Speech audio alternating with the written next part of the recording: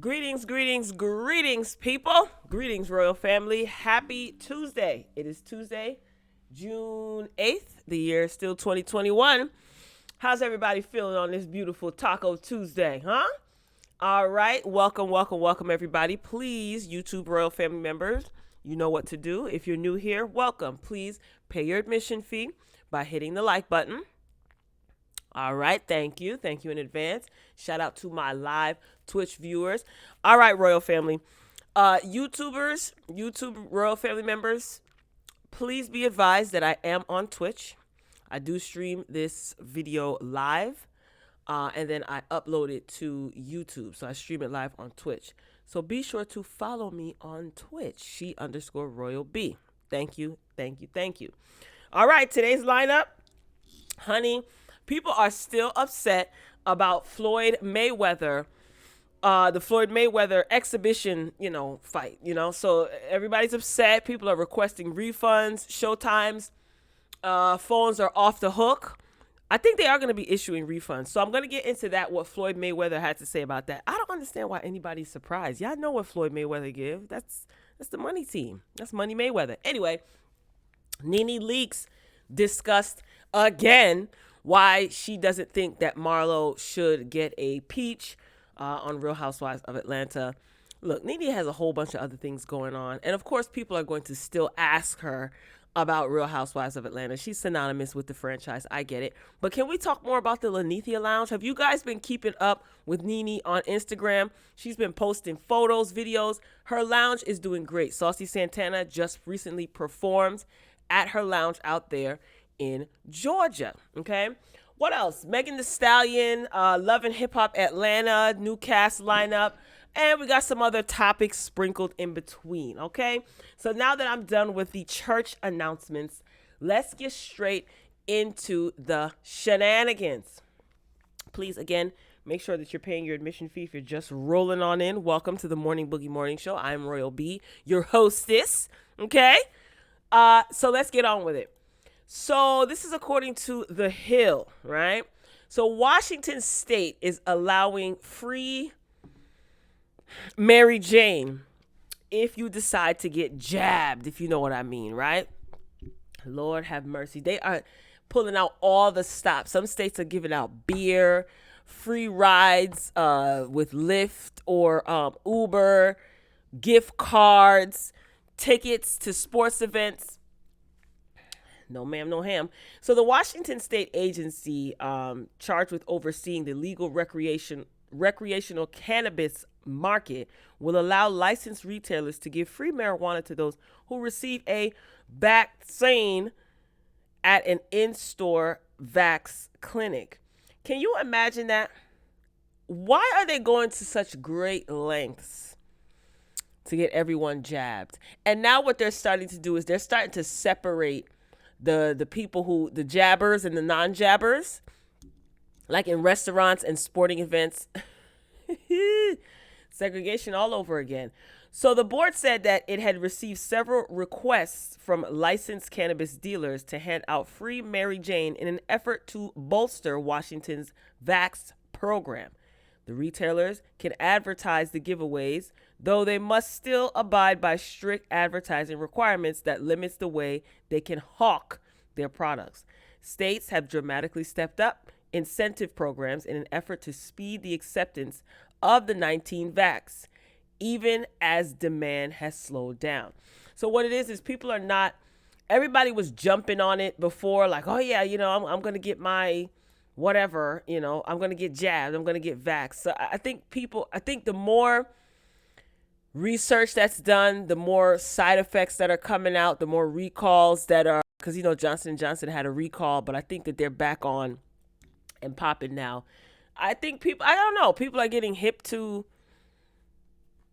the side effects. A lot of people are complaining about a lot of side effects. And what I would encourage you to do is go on, you can go on social media, little group chats and things like that on some of these social media sites and read what some of the people are experiencing as side effects. That's not being advertised like this is being advertised. So I think that's kind of turning people off. I don't know.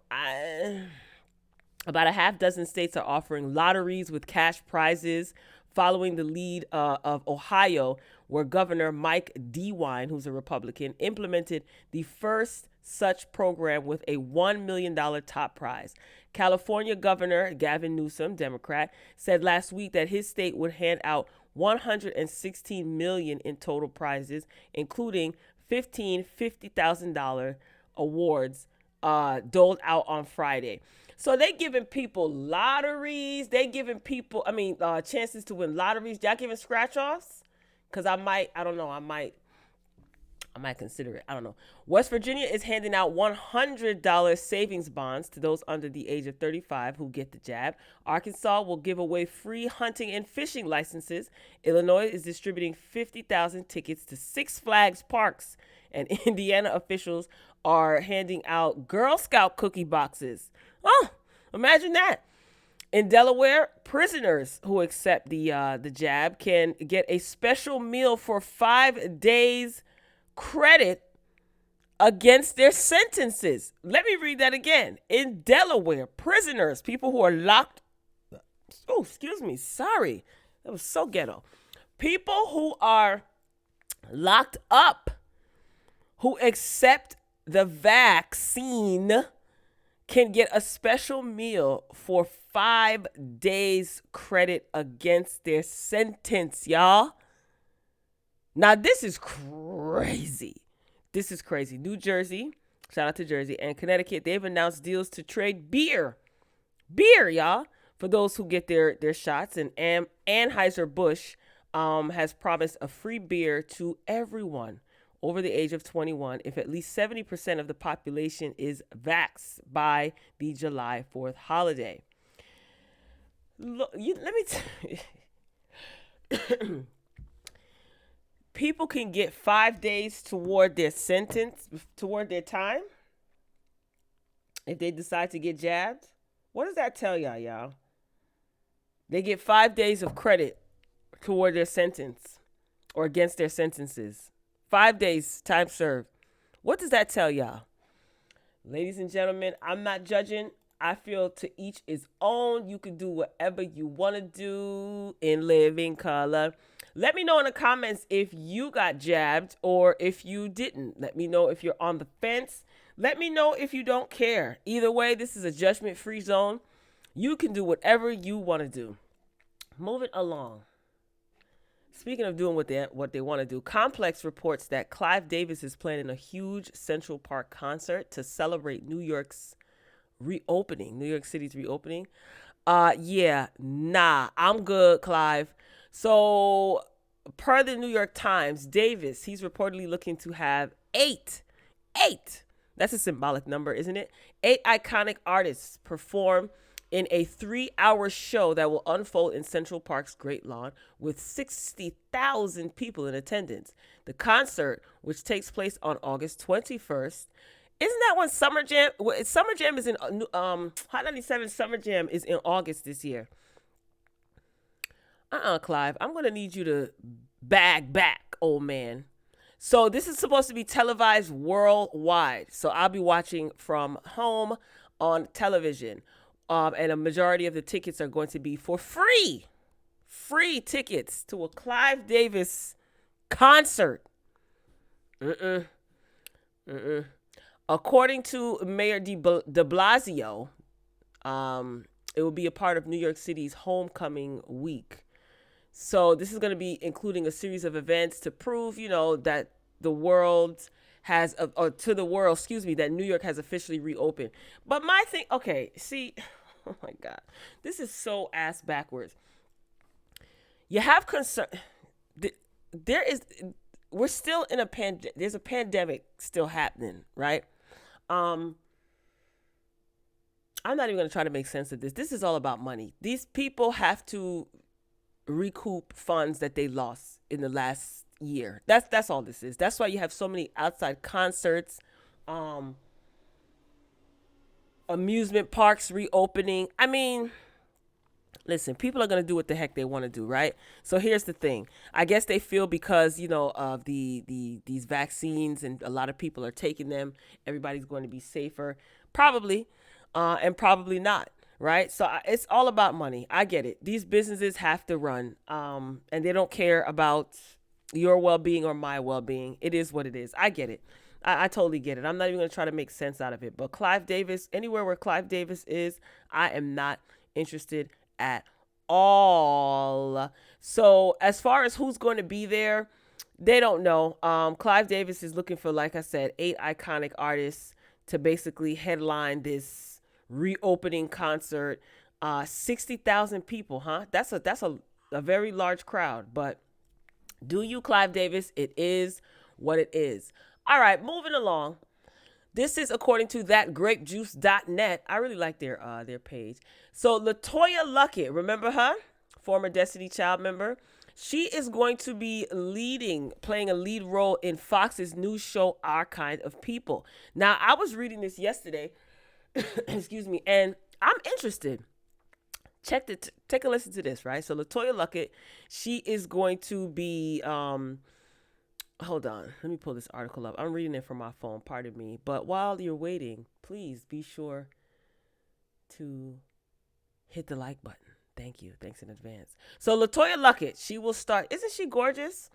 LaToya Luckett will star alongside Yaya DaCosta and Morris Chestnut in the series, which is helmed by writer/executive producer Karen Geist and executive producer Lee Daniels. Now, who is Yaya DaCosta? That name sounds so familiar, right? From America's Next Top Model. Remember her?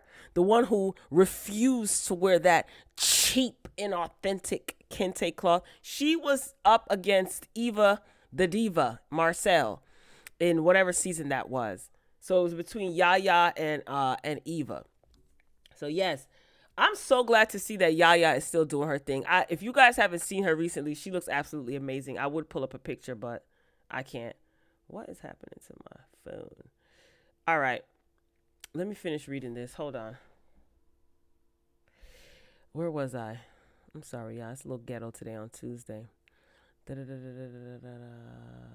Okay, inspired by Lawrence Otis Graham's critically praised book, Our Kind of People, Inside America's Black Upper Class, the show follows strong-willed single mom Angela Vaughn, who's played by Yaya, as she sets out to reclaim her family's name and make an impact with her game-changing hair care line that highlights the natural beauty of Black women. However, she discovers a dark secret about her mother's past that will flip her world upside down and shake up this community forever.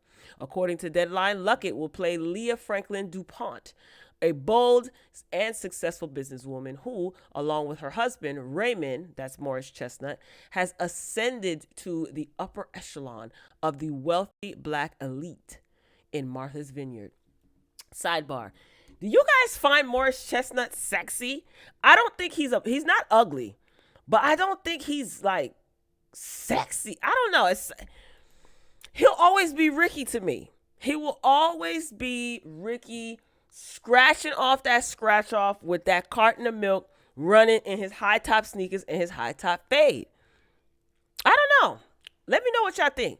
So anyway, so she feels the pressure of her position, that's LaToya Luckett's character, as well as a responsibility to give back to the Black community. However, when Angela, who is Yaya, arrives and starts to stir things up and threaten her family's legacy, Leah makes it her mission to bar Angela from acceptance into the elite before she pulls down all Leah's family has built. The high-profile gig follows Luckett's widely praised performance in such shows as Owns Greenleaf and adds to the star's multi-dimensional career, which includes a multi-platinum music career as a soloist. LaToya, I am so happy for her.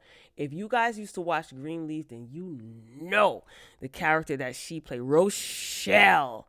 But she did a darn good job. Who knew?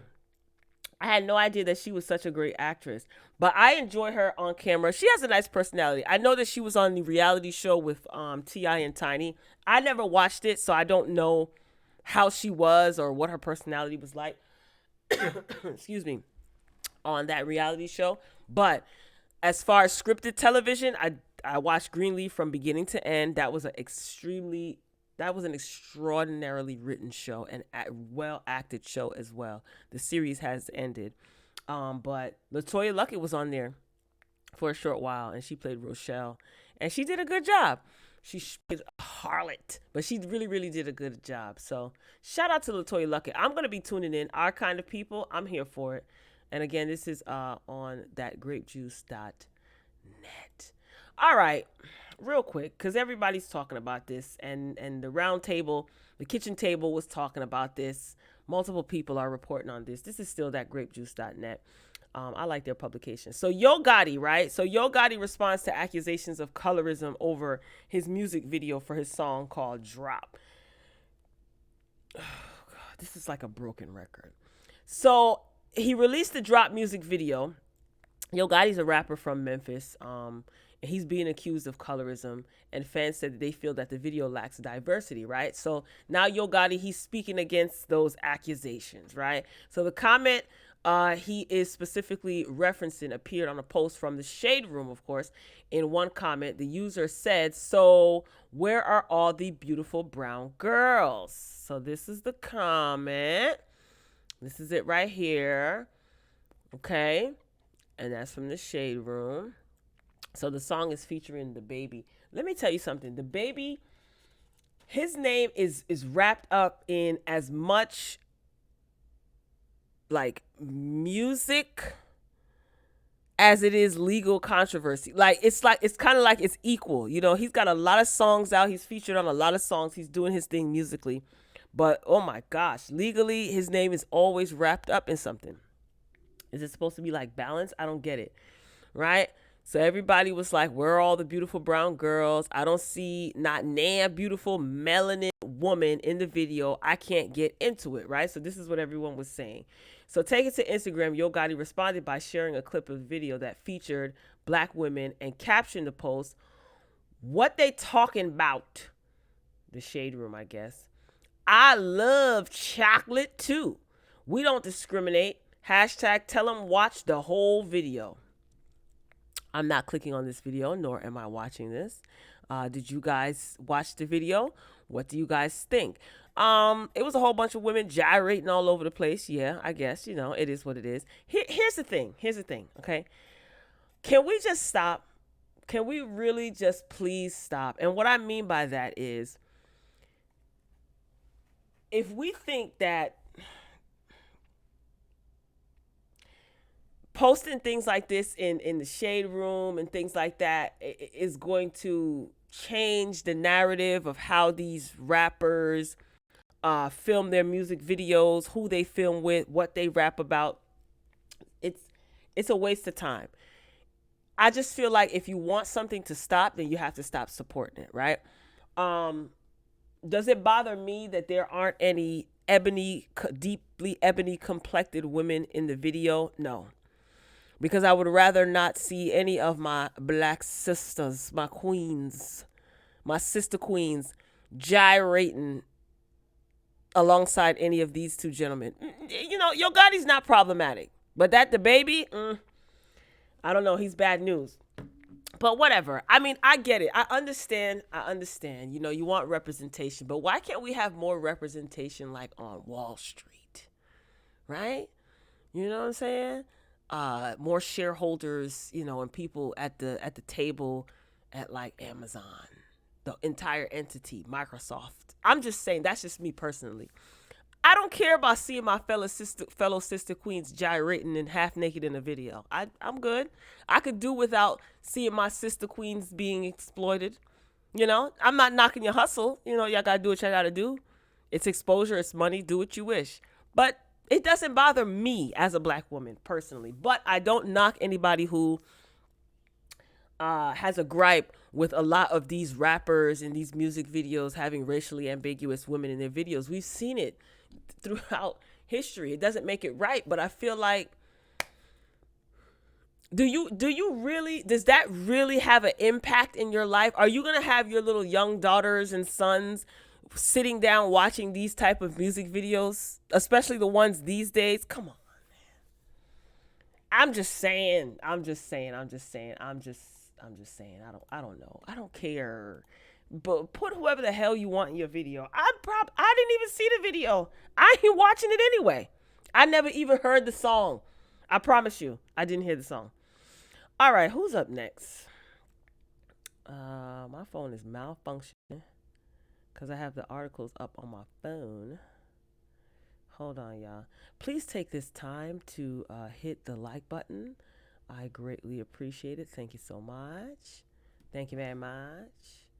Oh, Love and Hip Hop is coming back. And I remember saying this. I remember saying that Yandy is going to be jumping franchises because they were in, I think they were in Dubai, Yandy and Kirk and Rashid and a couple of other people from the Atlanta Housewives. The Atlanta Love and Hip Hop franchise were in Dubai with Yandy because I think she was renewing her vows, quote unquote. But is Yandy even legally married? Whatever. It's neither here nor there at this point. Who cares, right? And I said, I wonder if Yandy is going to be jumping franchises, leaving New York, going to Atlanta. Well, apparently she moved out to Atlanta. So this was announced yesterday that Love and Hip Hop Atlanta reveals the new cast members for season 10. This is a picture of Rashida. Season 10? Damn. It's been that long? So joining the VH1 docu-soap when it returns on July 5th are young baby Tate. She's a vocalist and overnight sensation, I guess. I don't know. Rennie Rucci. She's signed to Lil Baby's label, Wolfpack. Now, why was she signed to Lil Baby? And he's an artist. Anyway, and Amaretta the Great, who I'm familiar with, and I don't think that this is a good idea for her to join this this Love and Hip Hop. I don't think it's a good idea for any of these ladies, but I'll get into that in a minute. So Amaretta the Great, she's an emerging artist, grabbing attention from heavy hitters like Nicki Minaj and Lil Baby. And this is according to therap.com. This is the article that I'm reading. Also crossing over to Atlanta are Love and Hip Hop New York stars Yandy Smith Harris and Mendeces Harris, who recently relocated to the city. So Love and Hip Hop last aired on VH1 March 2020 and was put on indefinite hiatus amid the pandemic. So the new season is going to premiere Monday, July 5th at 8 p.m. Eastern Standard Time. So here we go. Now, returning cast members, this is interesting, include Rashida, Spice, Sierra Gates, Bambi, Carly Red, Kirk Frost, Young Jock, Erica Mena, Mama D, Safari Samuels, and Scrappy. So they are returning. Now, that Mama D is a trip. I can't. Here's the thing. Amaretta, I don't want her to join Love and Hip Hop at all. These reality shows are on a slow, some of them are on a slow decline. And they are doing anything possible, obviously, to create a storyline and to keep an audience, right? A lot of these young rappers, Rennie Rucci I've heard of. I don't think I've heard any of her music. I try to listen to a lot of the new artists and like underground artists, not so mainstream, just to see what they're working with. And I also like to listen to them because sometimes artists, once they blow up, their sound changes. And that is solely because they become a product of the industry and a product of the record label, right? So the record label starts to control how they talk, how they dress, the songs that they put out. They probably don't even pick their songs. Some of them stop writing and have writers because these record labels, they're a business. The music business is a business. They want a return on their investment, right? It's all about the money, getting that money back. So they become, like I said, a product of the business. So I like to see the transition, and see how they were when they were hungry versus when they get on and they become, real corporate. Anyway. But I don't think it's a good idea. I don't know what's going to happen. This is just my opinion. I think that a lot of these reality shows are on a slow decline, and I think that they are taking desperate precautions to, especially the younger artists, the young, hungry ones. They're taking desperate precautions to try to kind of get on.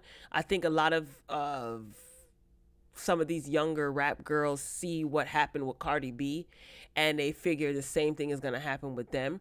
Because perfect example, look at AKBAR V. Wasn't AKBAR, I hate to even bring her up, but she's on the lineup. Wasn't AKBAR was on Love and Hip Hop, right? She was supposed to be creating a music career or having. Now she's just a one big ball of confusion mess. It doesn't work for everybody. I don't know anyone besides Cardi B who went on Love and Hip Hop and like blew up per se as far as a rapper, right? Cardi B had a name for herself prior to being on Love and Hip Hop because she was a social media influencer. She was a personality on social media. These girls have a name for themselves. So I just feel like, why not just continue to grind and do your thing? I just think it might be bad press when you let these cameras and Mona Scott Young and them into your life and they start to control the narrative of what you're doing. It never usually works in your favor. And then not to mention, you have people like Yandy, what's her name? Rashida. Like there's an age gap there, right? Am I tripping? What do y'all have in common? Is Yandy gonna take on this fake mentoring, role? Like she's gonna be mentoring the young girls. We seen her do that with what's her name? The girl that sang Chicken Noodle Soup. Where did that lead her? She was on freaking marriage boot camp or whatever the heck it was, had a baby with a dude, and now she's going through a whole bunch of custody issues with the guy. Where's her music career? Man, Yandy was supposed to be managing and mentoring her. I don't know, man. I think Rashida and Yandy will be fine, but these younger girls, I just don't think it's a good idea to go on these reality shows. I mean, it worked for Dream Doll, right? Dream Doll was on Bad Girls Club, wasn't she? And look at her now, doing features with Erica Banks. I don't know. I'm just not feeling the whole reality show, rap girls going on reality shows and then thinking that they're going to transition. This could be the end of your career before it even really gets off the ground. I just don't think that they need it. Like Amaretta, I know who that is. Rennie Rucci, I know who that is, I think. But Amaretta, I've been listening to her stuff, so I don't think she needs it. I don't know. I just don't want to see a career crash and burn before it really gets off the ground. She's got a nice little buzz for herself. I don't know. Maybe that's just me being protective, I guess. All right. Speaking of tragic, Erica Mena and Safari, right? So this is according to TMZ. Safari, he says that Erica can keep the house. They're filed for divorce, right? How convenient. And they're going to be on Love and Hip Hop Atlanta. I still think this is for a storyline. She's pregnant allegedly, I guess. I'll believe it when I see it. When she actually gives birth, I'll believe it. That's how bad it is. Their word means absolutely nothing. So Safari says that Erica can keep the house, but don't take his kids away from him. So they're about to fake like they're going through a custody battle. So this, I'm really tired of them. Is anybody else tired of them? I don't even want to see them on Love and Hip Hop, to be honest with you. I really don't. They don't need to be. Anyway. So the Love and Hip Hop star just threw down the gauntlet in his response to Erica's custody request in their divorce.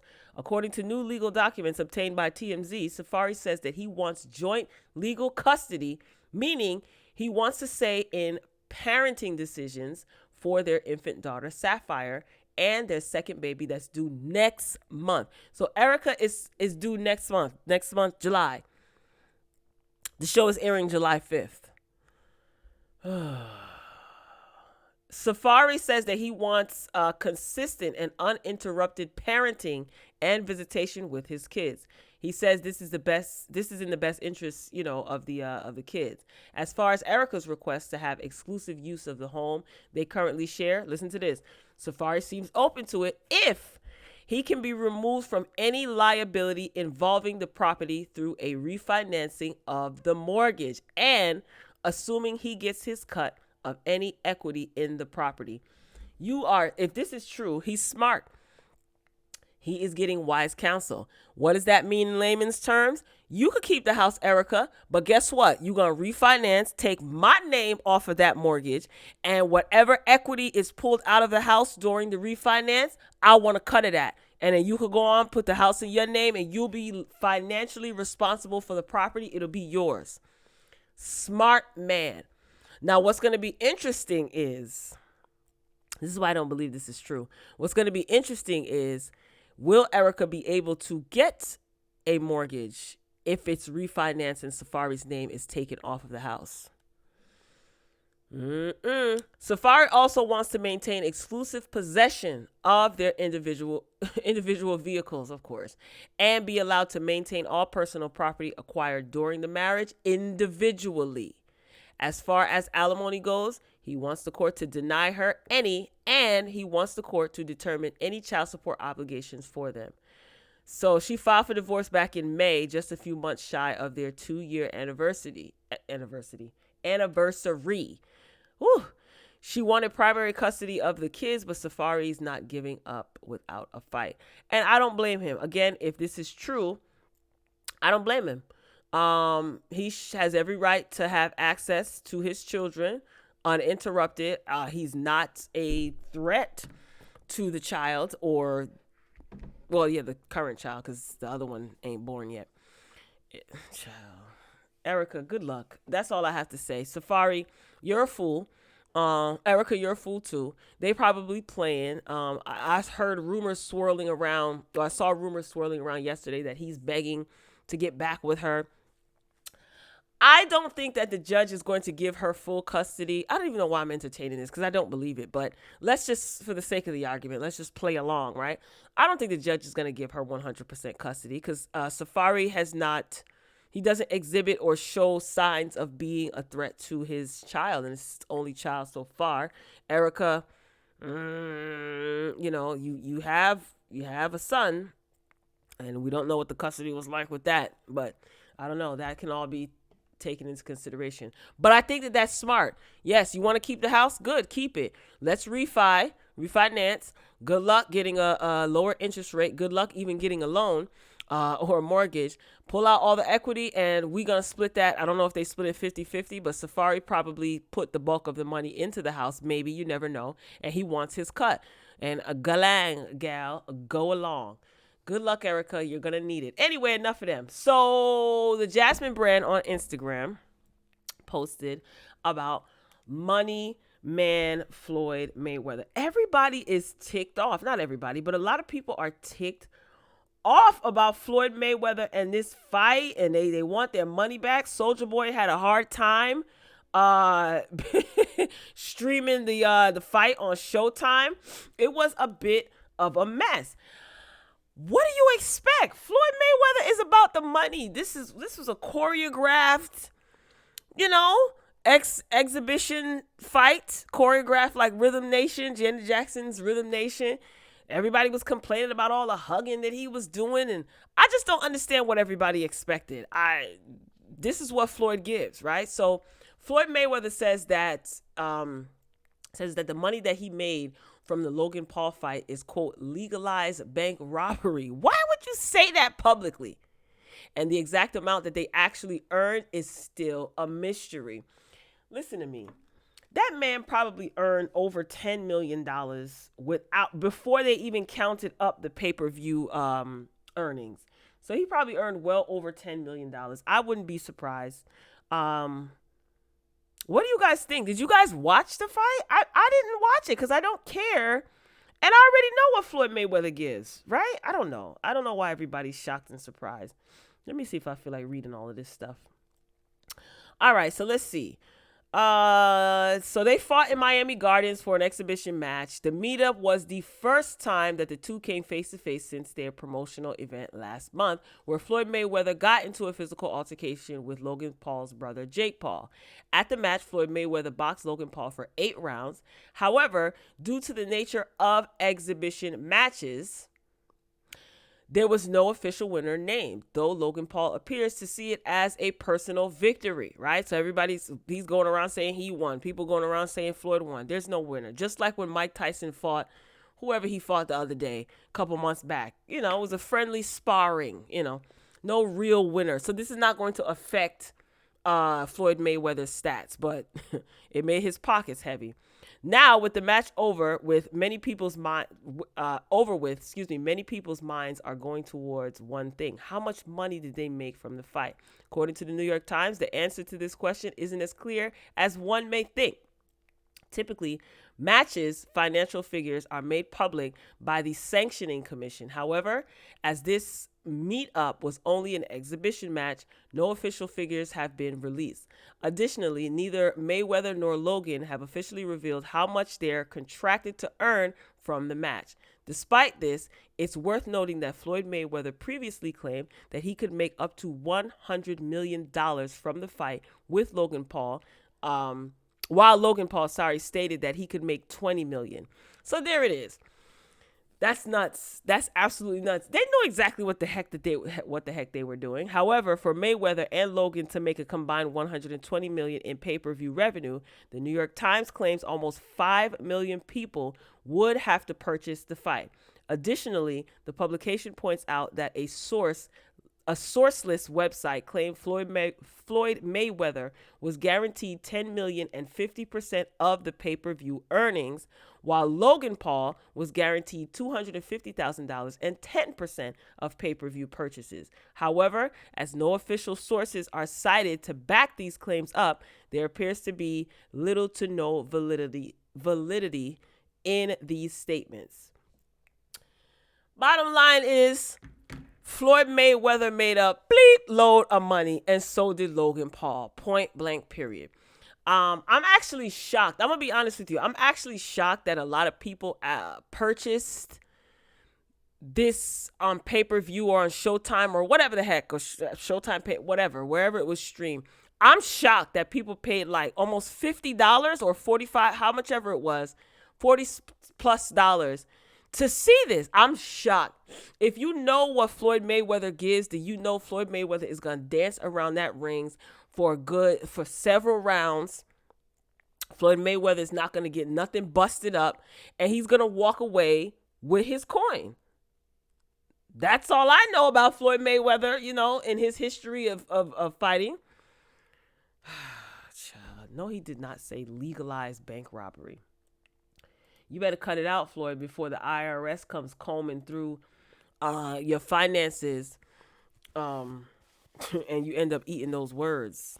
Listen, don't hold up the IRS any more than they already are held up. Some of us are still waiting for our tax returns, okay? Anywho, moving along. Speaking of fight. All right. So you guys should know what's going on with AKBAR V, right? I don't like AKBAR at all.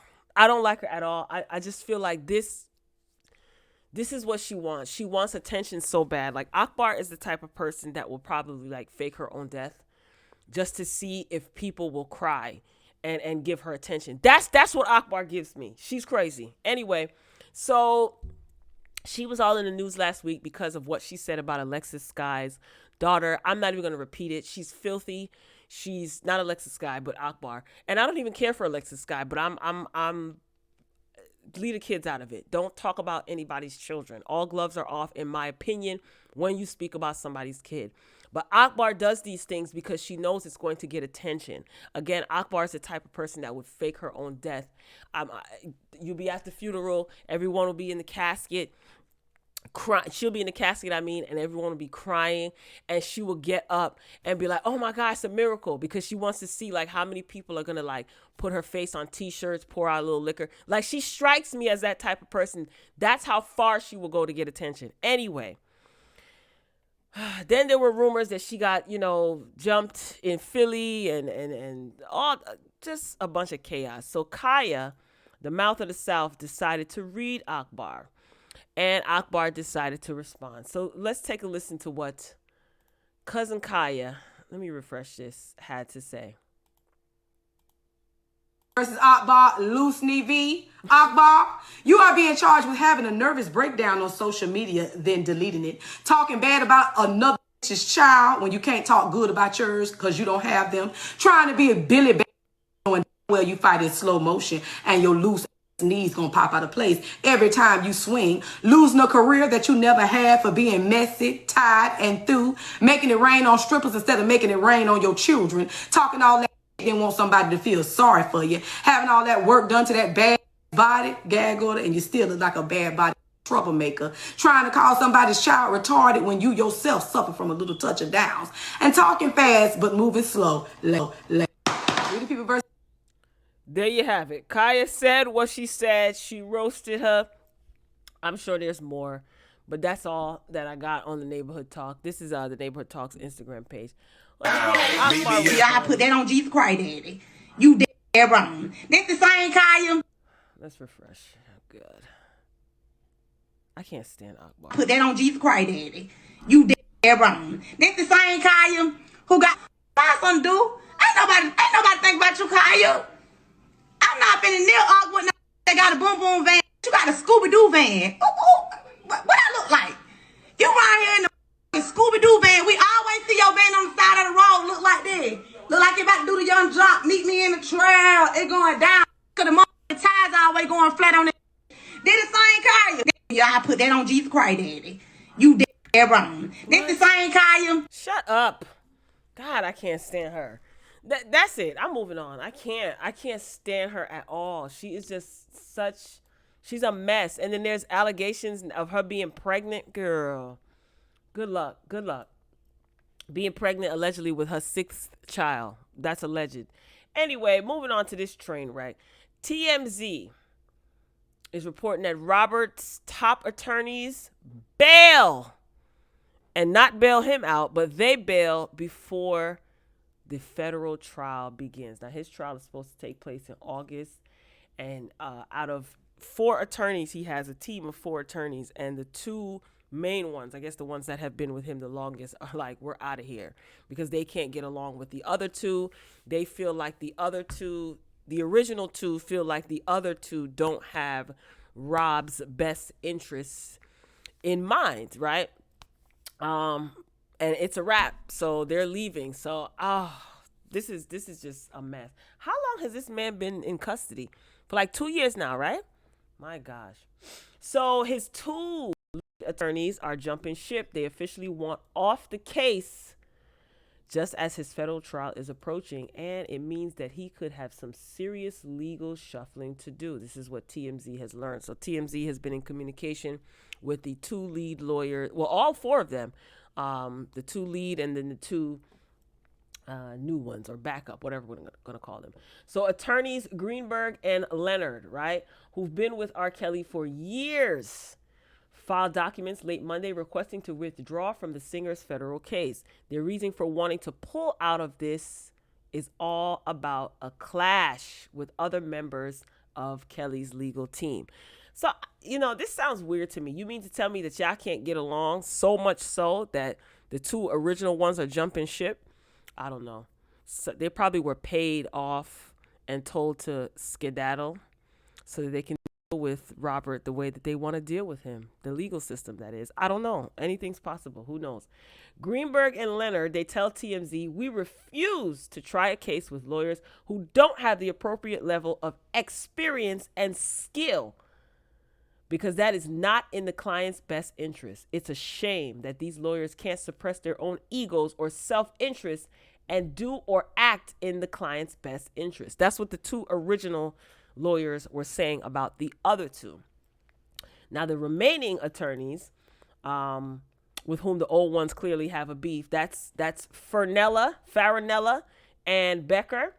They have a different view of how this event went down. So they told TMZ that the only comment that they have at this time is that Robert terminated both lawyers prior to filing their motion.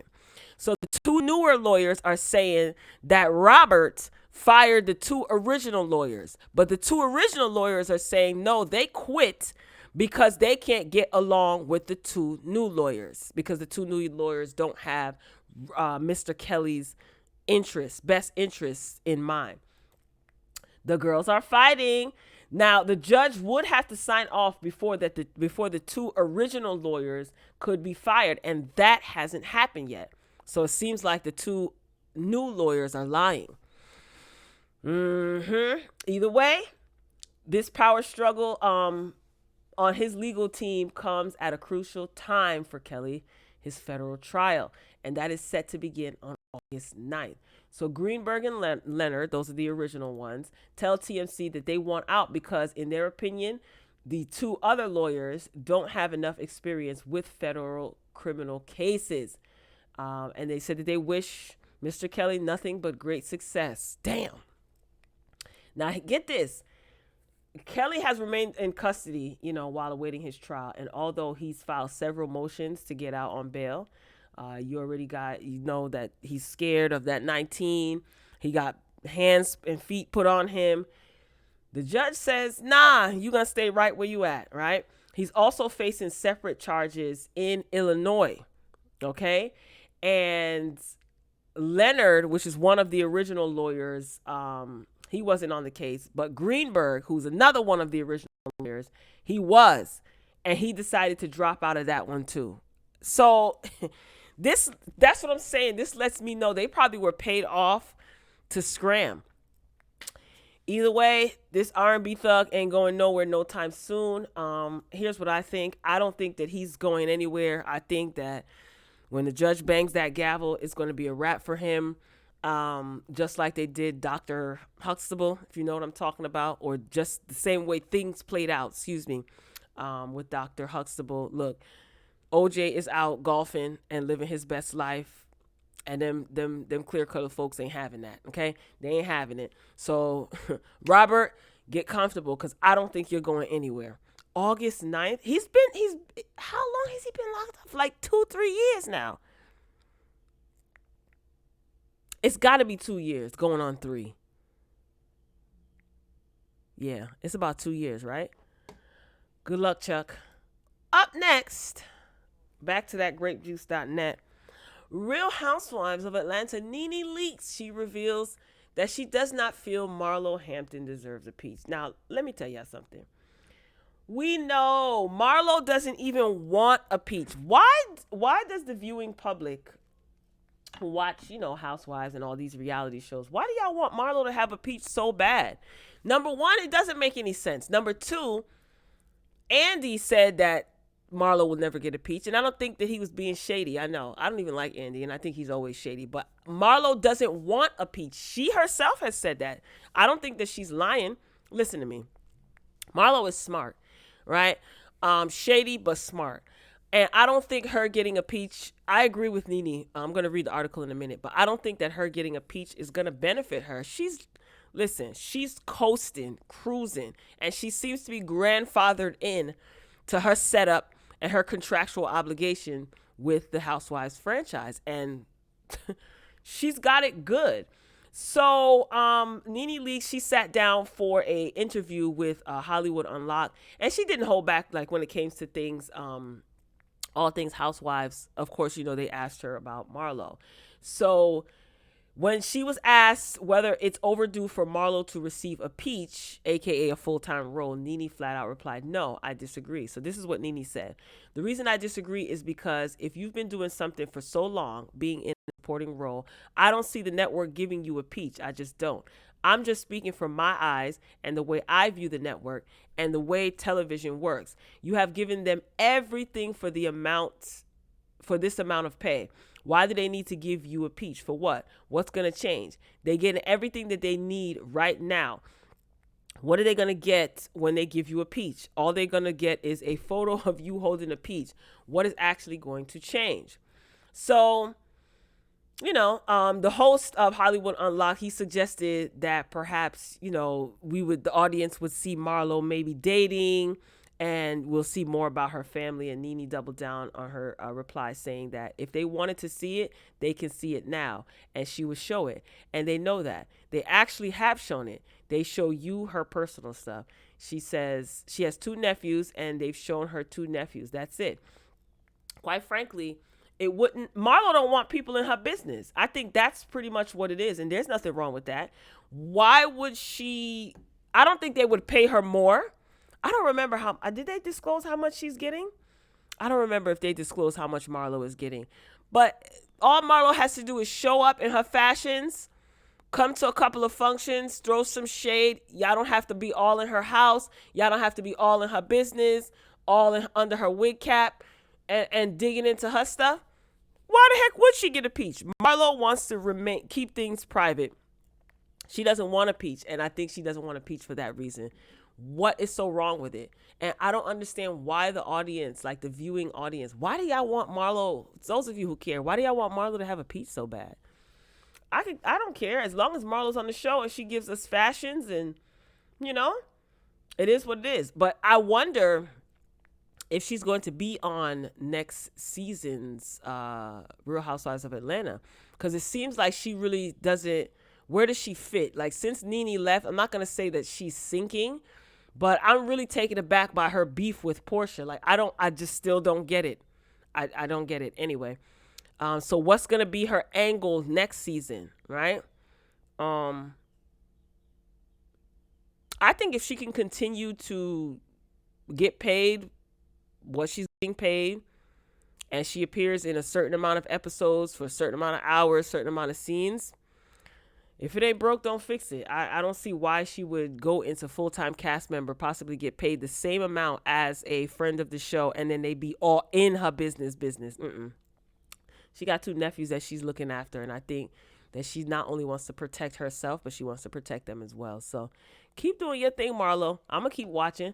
Speaking of Housewives of Atlanta, this is never ending, right? This drama with these people. So yesterday, on yesterday's Morning Boogie, I talked about Simon alleging that Fallon, his soon-to-be ex-wife, is pregnant by their friend, their family friend or whatever, Jalen, right? Simon posted video surveillance of like when Jalen was at the gate of their home, Fallon and Simon's home, and he deleted it. And I showed it yesterday. It's no longer on his Instagram page, right? And I'm wondering, why the heck did he delete it? You know, there's little whispers that he got the wrong person, and Fallon is indeed pregnant, allegedly, by someone, but it's not this guy to the left. It's somebody else. That's all alleged. Fallon is going to be sitting down for an interview on June 10th with YouTuber Adam. His YouTube page is Up and Adam. So yeah, she's going to be sitting down for an interview. So people are saying that Simon is scared because Fallon's going to be spilling the beans, and that's why he's doing this. I'm going to go on record again. If you didn't hear me before, I don't think that Simon is running his Instagram page. I think he's aware of what's going on, but I don't think that he's running his Instagram page. Whoever their PR person is that's got all of this swirling and handling all of this, kudos to y'all, because you guys are really doing the damn thing. And I'm entertained. I'm not taking none of this seriously, but I am entertained. Now, if Fallon turns out to be pregnant, a lot of people are going to have a lot of questions. So far, it's not being said that she's returning to Housewives of Atlanta, but that could change. We all know that, right? That definitely could change. So the man accused of being Fallon Guabadia's side dude flat out denies that he and Fallon have a romantic relationship, right? So check this out. This is the Shade Room has this on their Instagram page, right? So this looks like some text communication between Simon and the guy, Jalen, right? So Jalen says that Simon was comfortable with him being around Fallon even late at night. So what's circled at the top, you see it's 10:11 p.m. This is January 14th. The text reads, "Hey Jalen, is Fallon with you? She left the St. Regis an hour ago and has not responded to my calls or that of Jennifer." And I guess this is Jalen responding, I'm assuming. "Yes, she told me to meet her. Okay. Everything okay? Have you seen her?" Y'all see the text message here. I ain't going through reading all this. So basically, Simon seemed to be allegedly comfortable with Jalen hanging out with Fallon. And they were all cool. You know, Simon would text Jalen like, "Hey, you seen Fallon or whatever? Tell her, call me," or, you know, yada, yada. Now, this was the photo that was deleted, the photo on the right. This is from March 16th, 2021. This was the photo that was deleted from Simon's IG. And see, my thing is, I think that they did this on purpose to create like a post and delete to create buzz, you know, because a lot of people took screenshots. I took screenshots. Child, Simon saying the word receipts. Here goes the video. This is the video that was deleted. When I say I have receipts of a cheating wife, this is what it looks like when blank, blank, blank, aka Jalen, blah, blah, blah, comes to my home. I reported on this yesterday, posted all this yesterday. Now, this is the interview that's going to be taking place on June 10th, right? Simon actually posted this on his Instagram page, a clip from the preview of the interview. That's Fallon sitting down with the guy, Adam. I don't remember his last name, but I know his YouTube channel is Up and Adam. Now, he's the one that put together all this set for, spend his money and put together this whole set for Fallon to sit down and do this interview. Do I think Fallon is pregnant? Possibly. I think she's possibly pregnant. This is crazy. I'm entertained by this. I don't know why, because I feel like this is a good storyline, and we haven't seen a good storyline for Real Housewives of Atlanta in a long time. That whole Bolo situation was whack. Prior to that, the snake. The last season that NENE was on, somebody is a snake. Who's the snake that recorded someone? Just corny. All right, anyway, moving along. The Jasmine brand on Instagram. Lil Wayne asked judge to dismiss his $20 million lawsuit from his manager. Now, I don't know about y'all, but I like Lil Wayne. I don't have a problem with Lil Wayne. I think he's a great rapper, great artist. I wonder what this is going to mean for Young Money, okay, which includes Drake, Nicki Minaj, and I don't even know if the other people, Tyga, I know he's no longer a part of Young Money. So I wonder how this lawsuit is going to affect Young Money and affect him as well, Cash Money Records also. So the article reads, as previously reported, Lil Wayne's former manager, Ronald Sweeney, sued him for $20 million last December, claiming that he helped Lil Wayne establish his 2005 contract with Cash Money. Back then, Lil Wayne and Birdman disagreed on Cash Money's payout to Lil Wayne's label, Young Money. While Lil Wayne and Birdman reached a settlement agreement in May 2018, and Sweeney said in his lawsuit he wants a piece of that pie.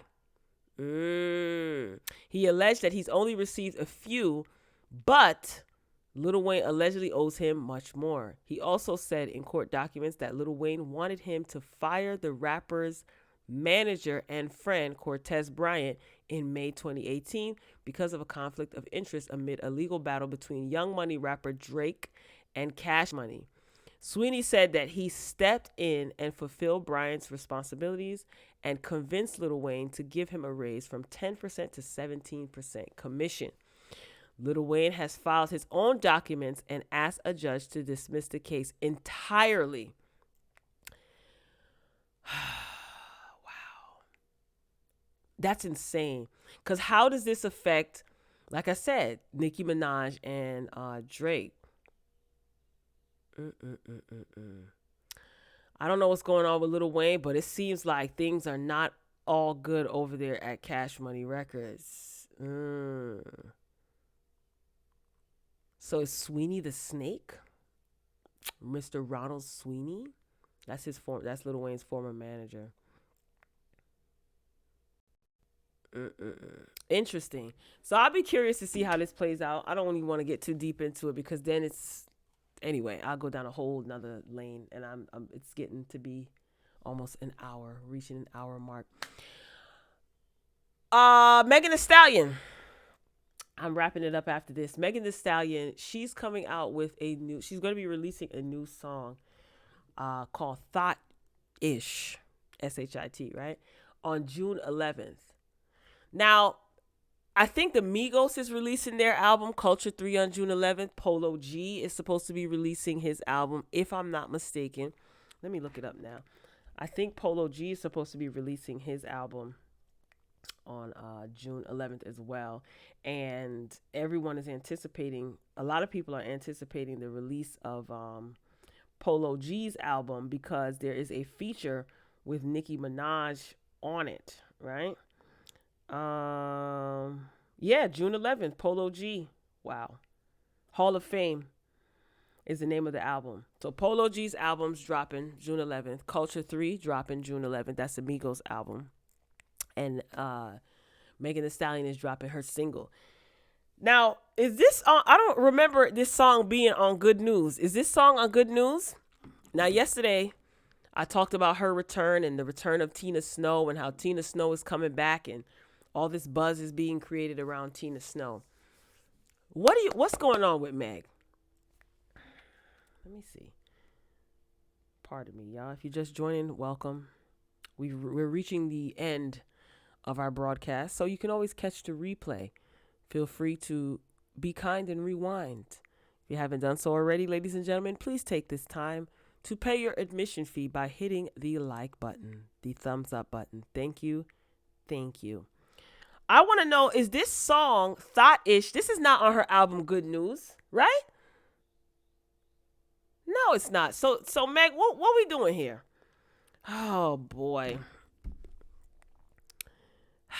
I said this a long time ago when this whole thing jumped off between her and Tory Lanez. I really feel bad for her. And I know that sounds absolutely crazy because a lot of people have their speculations about what went down, what didn't go down, accusations and lies and things like that.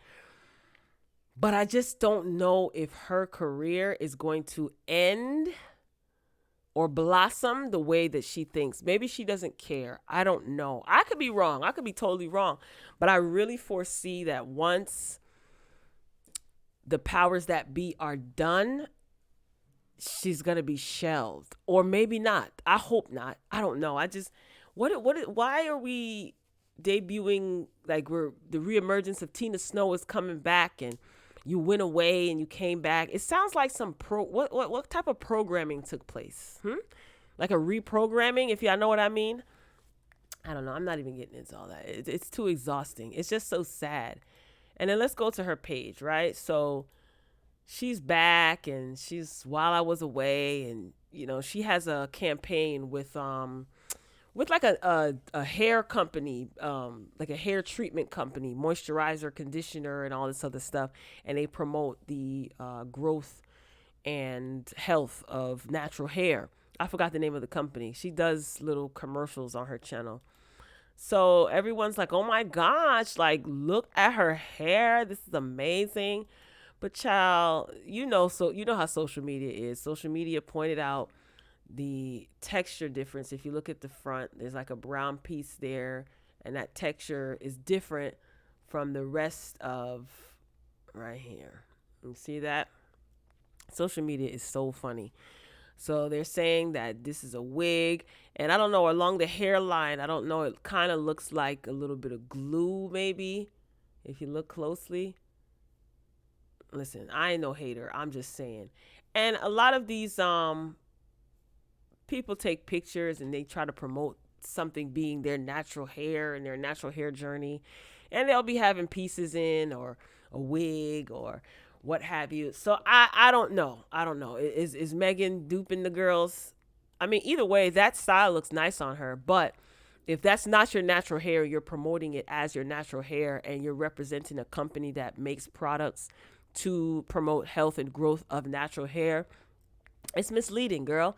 And you can't, people already out here think you lying. They think you're a liar, Meg. Okay, I'm just going to say it. They already out here calling you a liar. And if this is not all of your hair and you're promoting it as if it is, it's deceitful. Point blank, period. Okay, there, I said it. But as far as her song is concerned, Thought-ish, sounds real summer boppy. Where did I see a little snippet where she previewed a snippet of the song? I don't remember what channel I saw it on. I can't remember, but it sounds like, it sounds like pretty much Meg, I can't wait to hear the bars. People are already saying that she's taking shots at other female rappers. Let me just, oh God, I'm so sick of this manufactured female beef. I'm so sick of it. It is exhausting. It is annoying. It is boring. It's old. It's whack. It's totally whack. Some people love it, but I hate it because it pits fan groups against each other. It's just exhausting. It's just so exhausting. And sometimes it takes away from what the artist can really do, because all they're known for is beefing or taking shots at this one. Now, granted, rap is a competitive sport. I get all of that, but it's just starting to get nasty. I don't know. It's just too much. It's boring. So anyway, music is coming out this Friday. I'll take a listen and I'll give my critique on it. As far as Meg is concerned, though, man, I don't know why. I just feel very concerned for her, and I have felt concerned for her for over about a year or so now. So I don't know. I just think things are just gonna get really ugly, and not in a good way. All right, Royal Family, I'm signing off, okay? Because I've reached my 1 hour mark. For those of you who joined me today, thank you. Thank you. I really appreciate your attendance today. If you're catching the replay, thank you in advance. If you're dropping a comment, liking the video, thank you in advance. Your participation and engagement is greatly appreciated, and it doesn't go unnoticed. All right? So I am signing off for now. I will be back for something else. If you have your notifications on, then you know that I'm putting up my reviews. The Shaza Sunset review is up for episode 3 and 4. I got to get Growing Up Hip Hop up for episode 3 and 4, I think it is, or whatever. The last 2 episodes, I'll have that up today. So again, make sure your notifications are on. If not, just look out for that on the channel. I'm signing off for now, but I'll be back. And as always, until next time, folks, peace.